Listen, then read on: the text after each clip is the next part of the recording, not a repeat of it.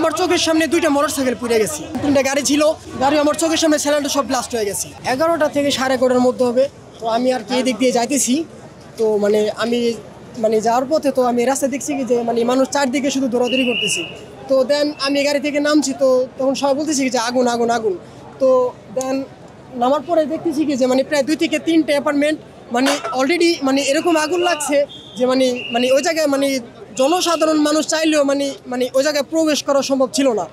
তো দেন প্রায় তার 1 থেকে 1.5 ঘন্টা পরে ফায়ার সার্ভিস আসছে। তো ফায়ার সার্ভিস আসার পরে তারা আর কি আগুন নিয়ন্ত্রণ করার চেষ্টা করছিল, কিন্তু ভিতরেও মানুষ ছিল, তারা কিছু কিছু মানুষ আর কি তারা বের করতেছে। জি জি জি তখন জি জি জি আল্লাহর রহমতে সবাই বের হয়ে গেছে। তো তো তো কারো কোনো ক্ষয়ক্ষতি হয় নাই। প্রায় আমি 4 থেকে 5 তলা আর কি যখন আগুনটা ফায়ার সার্ভিসটা নিয়ন্ত্রণ করতেছিল, তো দেন উপর থেকে 2 থেকে 3 জন ফায়ার সার্ভিস উপর থেকে বলতেছে কি যে ভাই পানি দরকার, পানি পানি।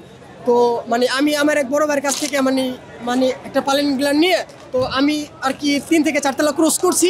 তো আমি পানি দিতে দিতে আমি তাদেরকে তাদের দিকে চাইতেছিলাম। তো এই ভিতরের অবস্থা এতটাই খারাপ, আমার কাছে তখন মাস্ক ছিল না। এক্সট্রিম মশার কয়েল প্ল্যান্ট ফাইবার দিয়ে তৈরি, ডেঙ্গু চিকুনগুনিয়া বাহি সহ যে কোনো মশার বিরুদ্ধে দেয় এক্সট্রিম সুরক্ষা। এরকমই ইসের যে গ্যাসের যে একটা গন্ধ ছিল, এরকম ভাবে বের হয়েছে। ওই জায়গায় একটা সাধারণ মানুষ বা মাস্ক ছাড়া হয়তো 1 থেকে 2 মিনিটও ভাই ওই জায়গায় টিকতে পারবো না। কোনো বয়লার বাস্টের শব্দ শুনছেন? হ্যাঁ জি, আমি ফার্স্ট টাইম যখন আগুনটা লাগে তো তখন এই জায়গায় আমার চোখের সামনে 2টা মোটরসাইকেল পুড়ে গেছে। আমার চোখের সামনে 2টা মোটরসাইকেল পুড়ে গেছে। তো দেন 3টা গাড়ি ছিল, 3টা গাড়ি আমার চোখের সামনে সিলিন্ডার সব ব্লাস্ট হয়ে গেছে আমার আমার চোখের সামনে। এমনকি অ্যাপার্টেও যে গ্যাস সিলিন্ডারগুলো ছিল ওগুলো ভাই ব্লাস্ট হয়েছে।